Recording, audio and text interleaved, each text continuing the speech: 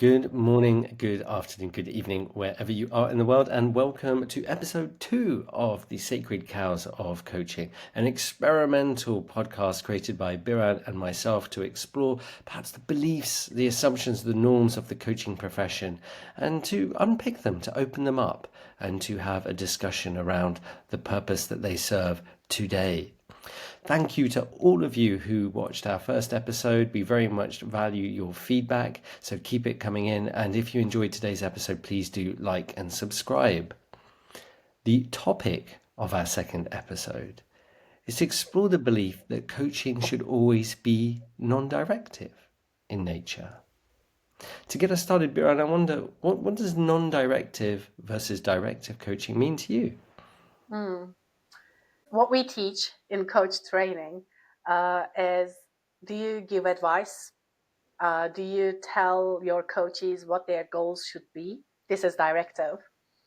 And in the training, again, we say the non-directive approach would be listening, holding the space, and keeping silence, being able to comfortable with silence and keeping silence intentionally. So this is what we teach in the coach training. But I know there are different interpretations as well. So why don't you go ahead and explain what you think directive and non-directive is? Yeah, so interesting. And so when you're talking there, I have in my mind that slide or that diagram created by Miles Downey, sometimes called the push-pull continuum, with directive and non-directive. And as you described, right, having that directive, having that emphasis of content coming from the coach, and then the non-directive drawing from the coachee. And I find myself curious when I look at this. I find myself curious about the question of what made this into a sacred cow of coaching.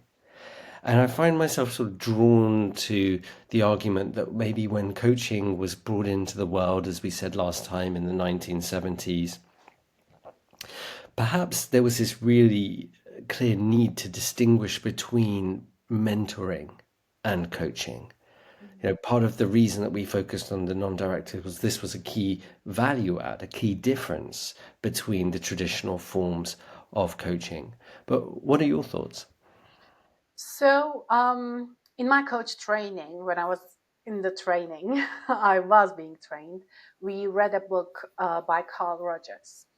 And Carl Rogers is one of the therapists, actually the first therapist that brought a person-centric or client-centric approach to the psychotherapy world back in 1900s. And based on his approach, he was saying that we should always believe that the individual has the innate potential or desire to grow, and the individual has the capacity and capability to find their own solutions. Actually, he brought this approach to psychotherapy, and we know that he was expelled from the therapy world when he first started to share his approach. But then often, of course, what happens later, this approach was adopted as, oh my God, this really works when we just create that safe space for the individual and trust that they are capable and believe in their potential, we can change things. So the psychotherapy world adopted this later in 70s, maybe not even 70s, 50s. And then I think when the coaching world became more popular in the business environment, this approach, Carl Rogers' approach, brought into the profession, and not only to the profession. I think the ICF, EMCC, like these accrediting bodies, even brought that approach into their competency framework as well. Right. As I listen to you, there's echoes then of Galway, right? Timothy Galway and the inner game of tennis and this fundamental belief in others' resources. And so what strikes me as interesting there is it's at the belief level. And yet when we come back to the Downey push-pull model, I feel like a lot of it is built around the actual acts of coaching. right? So when we talk about directive versus non-directive, it's like how much is one person speaking versus the other? What is the role of silence? What is the type of listening? How much of ourselves are we bringing into the conversation, be it around feedback or hypotheses? Mm. And so Yeah. I really buy the idea that the underlying belief of coaching is in the potential and the choice and the autonomy of the coachee. But I wonder sometimes if we're a bit simplistic in terms of holding this idea of directive and non-directive. So, for example, you and I are here, right? We are co-creating this space. If we are working with a coachee as a client, we are co-creating a space, Yeah. right? So to be absolutely non-directive, I think is an impossibility. Mm. Because the sheer presence of two individuals in a space shapes the quality of that space. It shapes what parts of us are activated. I'm struck by a recent training course I was on, and I was put into 4 or 5 different breakout rooms, but always with the same person plus one other. But Mm. what was always really interesting as changing these rooms is that despite 2 of the 3 people being the same, the quality and the texture of the space, the parts of us that were activated changed. Yeah. And so that's outside of our ability to control. So there's always going to be some degree of non-directiveness Yeah. in those spaces. What do you make of that?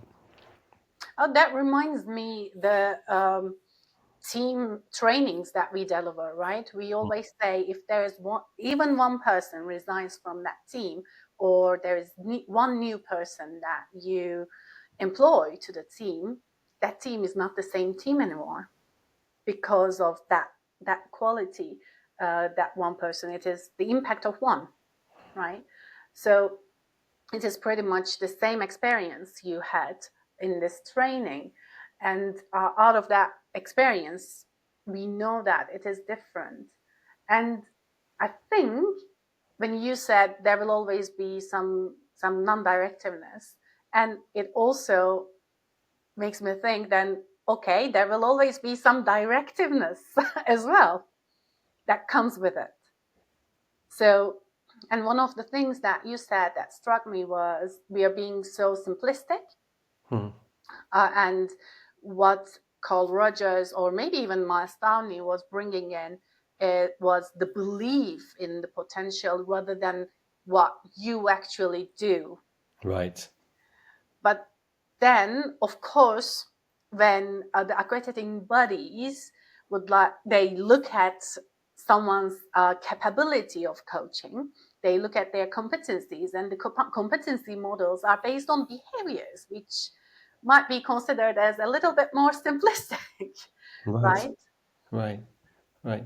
So you almost can't see, you can't accredit the underlying belief Yeah, and state and intention of the coach. yeah, And so there becomes this risk of getting lost in the language of competencies, which is a whole other subject and not necessarily our focus for today. But I want to bring it back to the importance of self as instrument. yeah, And when I'm working with my coachees, you know, they're so interested in the data that the coach can bring. And on a really simple level, it could be the paraphrasing, right? yeah, Look, hey, here are my words played back in a different way. That makes me think about it in alternative forms. But so much as we develop and grow as a coach, so much of what's available to us to offer the other comes from ourselves as instruments. And therefore, that means by definition, perhaps bringing more push, not in the sense of having the answer, but in the sense of offering what is happening for us, yeah. what is happening for us in our bodies. What are the metaphors that are coming to mind? How are we experiencing this person? So it strikes me that whilst that's not off limits, perhaps sometimes we undervalue the value that that creates for the coachee. Yeah, I agree with that. It is also not just how we experience them, or in other words, sharing our intuition, isn't it? Like, we have vast amount of wisdom on our body. It's not just in our thoughts or on our words. So we feel it, right? So there is this intuition, gut feeling, whatever you say, that tells us a lot in that moment.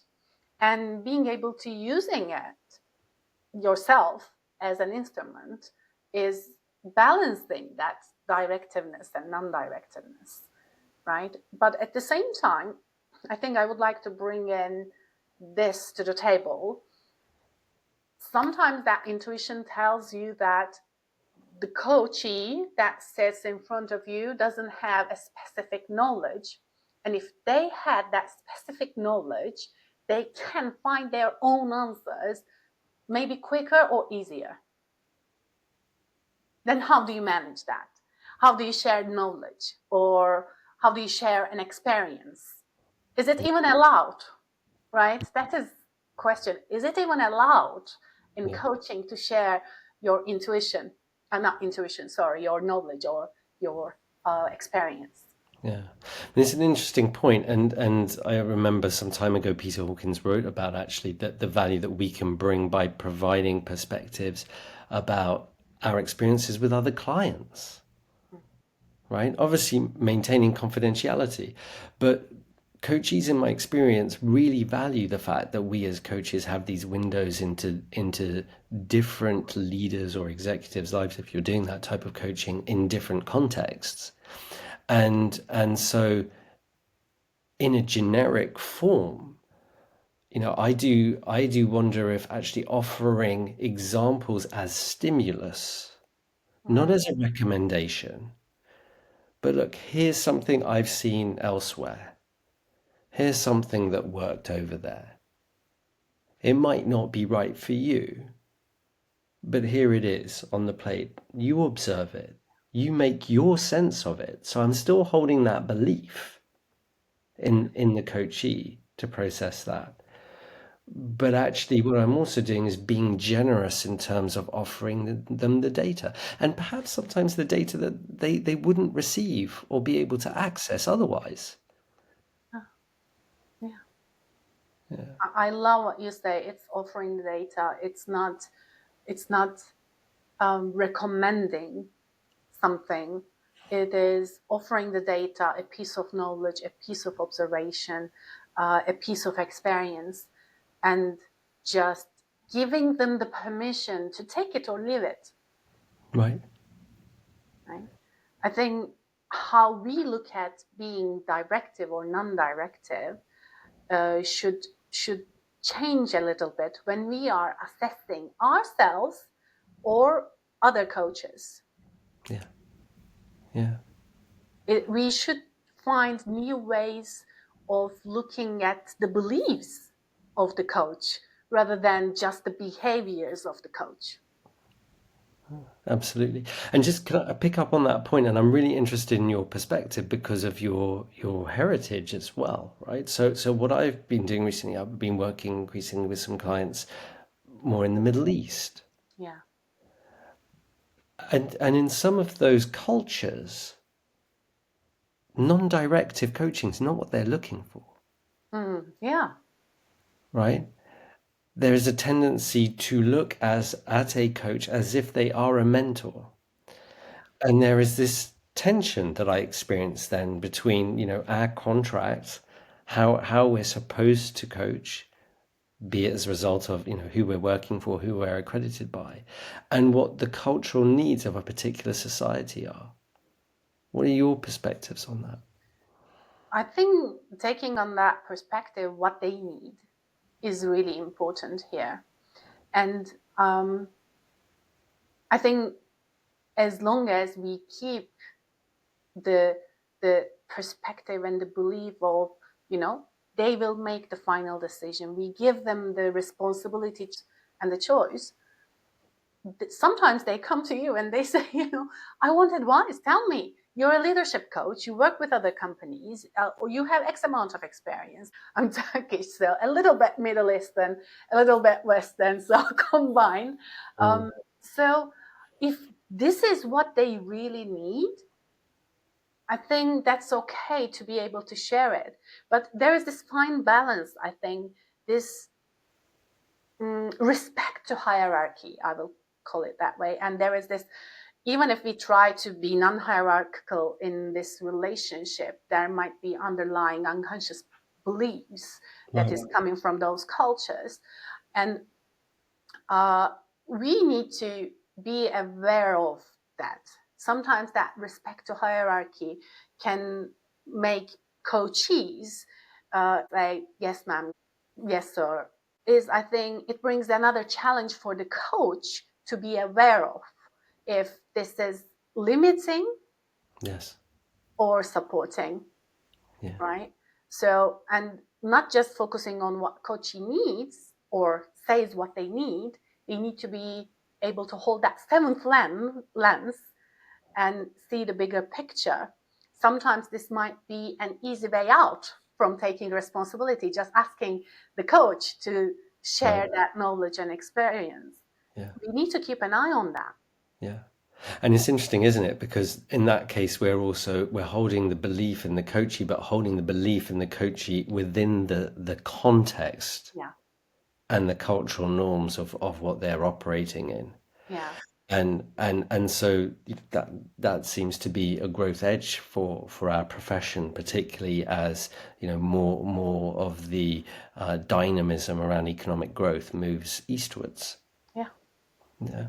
So something perhaps for us to not hold as sacred and as absolute, but in a more nuanced way.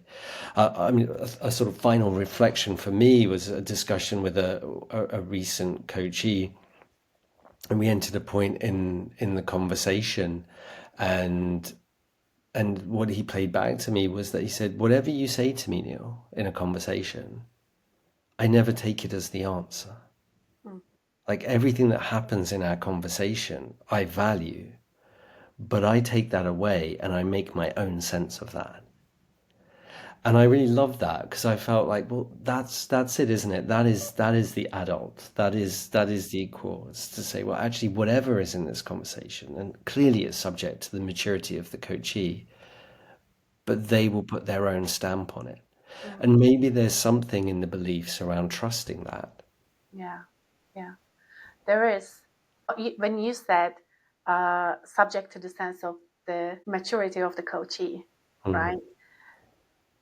It is another belief that we hold about the coachee, right? So I think there is where supervision comes in, right? We need to question our beliefs as coaches.